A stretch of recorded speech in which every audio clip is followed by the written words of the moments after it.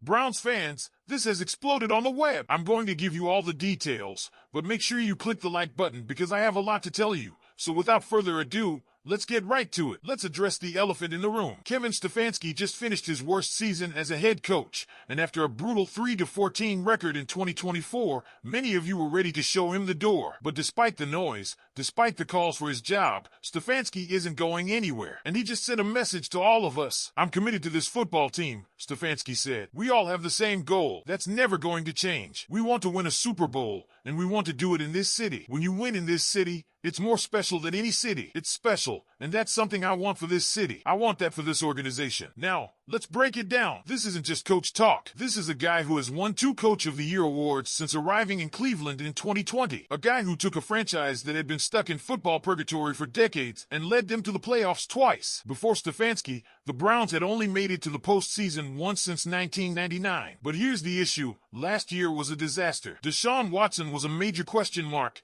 and Stefanski stuck with him through a 1-6 start that tanked the season. When Watson went down, Jameis Winston came in and played decent football, but it was too little, too late. A second straight playoff appearance was out of reach, and fans weren't happy. And let's be real, Stefanski deserves criticism. The offense was inconsistent. The quarterback play was a mess. The defense, while showing flashes of dominance, wasn't enough to carry the team. But here's the thing, Stefanski is still here, and the Browns are standing by him. The front office believes he's the guy to lead this team, and now he's doubling down, saying he wants to bring a championship to Cleveland. But that's not the only headline today. Let's talk about Nick Chubb. Chubb just shook up Browns Twitter with a cryptic Instagram post. He shared a picture of Batman, his favorite superhero, wiping blood off his face. Now, what does that mean? Is it just Chubb showing that he's ready to come back from his season-ending injury? Or is there something more to it? Could it be a sign that contract negotiations aren't going well? Here's what we know. Chubb is set to hit free agency for the first time in his career. GM Andrew Berry confirmed that earlier this week at the NFL Combine. I would say at this point that we do expect Nick to hit the market, Berry said. Obviously, his contract is up this year. We'll meet with his reps and everything like that. But it's something that obviously we need to work through over the next couple weeks. Now, before you panic, that doesn't mean Chubb is definitely leaving Cleveland. But it does mean that the Browns aren't locking him down just yet, and that's risky. Chubb is one of the most beloved players on this team. He's a 4-time Pro Bowler. He's the heart and soul of the Browns offense. Yes, he's coming off a major injury. Yes, he's getting older in running back years. But if the Browns let him walk, they better have a backup plan, because losing Chubb would be a tough pill to swallow for this fan base. So now, Browns fans, it's your turn. Do you still believe in Kevin Stefanski? Do you think he's the guy to lead the Browns back to the playoffs and maybe even bring a Lombardi trophy to Cleveland? And what about Nick Chubb? Should the Browns do whatever it takes to keep him? Or is it time to move on? Drop your thoughts in the comments. Reports are swirling that Garrett is not open to a contract extension and is looking for a way out. This is a bombshell for a Browns defense that has been built around him. So what does this mean for the future of the franchise? Let's break it all down. First things first. The Browns have made it clear that they are not looking to trade Garrett. That's the stance from the front office,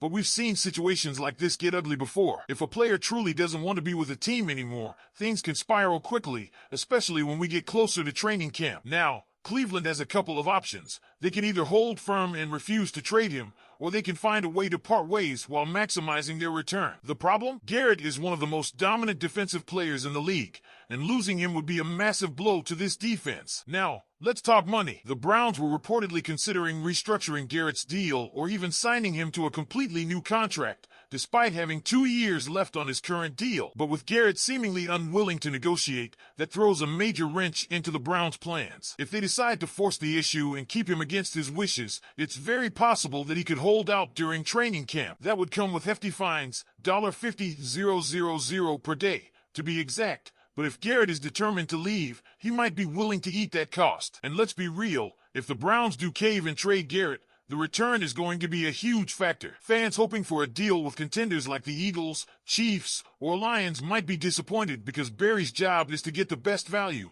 not to cater to Garrett's preferred destinations. If a deal happens, expect it to be with a team that has the draft capital to make it worth Cleveland's while. Now, let's switch gears and talk about the Browns' quarterback situation, because this is another hot topic that has fans buzzing. Cleveland has been a revolving door at QB for years, and Deshaun Watson's tenure has been filled with more questions than answers. With the number 2 overall pick in this year's draft, the Browns are in a position to make a big move. They could grab a young prospect like Cam Ward or Shadur Sanders, or they could go in a completely different direction by trading down for more assets. But here's the twist. ESPN analyst Seth Walder is predicting that the Browns' 2025 starting quarterback won't be a rookie or even Watson. Instead, he believes it could be Kirk Cousins. Yes, you heard that right. Walder's theory is that Cleveland could bring in Cousins, given his previous success with Kevin Stefanski back in Minnesota. Now, Cousins is coming off an Achilles injury, and he's not exactly a long-term solution. But if the Browns feel like they can still compete, he could be an option. The issue,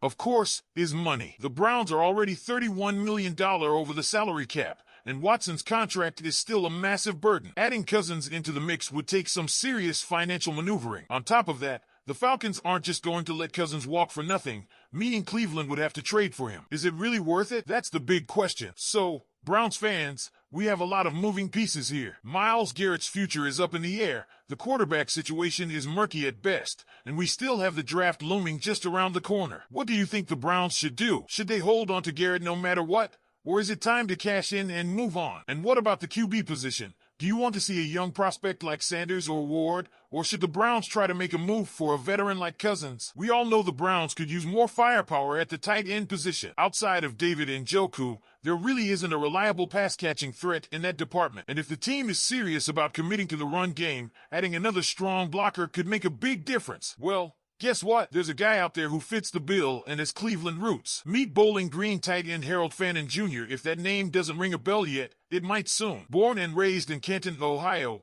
this guy knows all about the Browns and what football means to this city. And when asked about the possibility of playing for Cleveland, Fannin didn't hesitate. He said he'd absolutely love to suit up in the brown and orange. But here's where it gets interesting. Fannin also admitted something that might make some fans cringe. He grew up rooting for the Pittsburgh Steelers. Yeah, I know, that's about as close to a sin as you can get in Browns country. But let's be real, plenty of players end up in the NFL playing for teams they didn't root for as kids. At the end of the day, this is about business and about who can help this team win football games. And from everything we've seen, Fannin is focused on being a professional and giving everything he's got, no matter where he lands. Now, let's talk about his game. Fannin is projected to be a second-round pick, and he's an NFL-ready pass catcher. This guy is a mismatch nightmare, especially in the open field. If you're looking for comparisons, think of Mark Andrews or George Kittle. He's got that big body, athletic frame that makes him a dangerous target in the passing game. Blocking? Well, that's not really his strong suit, but the upside as a receiver is more than evident. Imagine having him alongside Njoku, two athletic tight ends who could stretch the field and give defenses headaches. That could open up a whole new dimension for this offense. The question now is, would the Browns take a shot on Fannin despite his Steelers past? If Andrew Berry and Kevin Stefanski believe he's the right fit, it might be worth keeping him close to home. What do you guys think? Would you be okay with drafting a former Steelers fan if it meant upgrading the tight end position? Drop your thoughts in the comments below,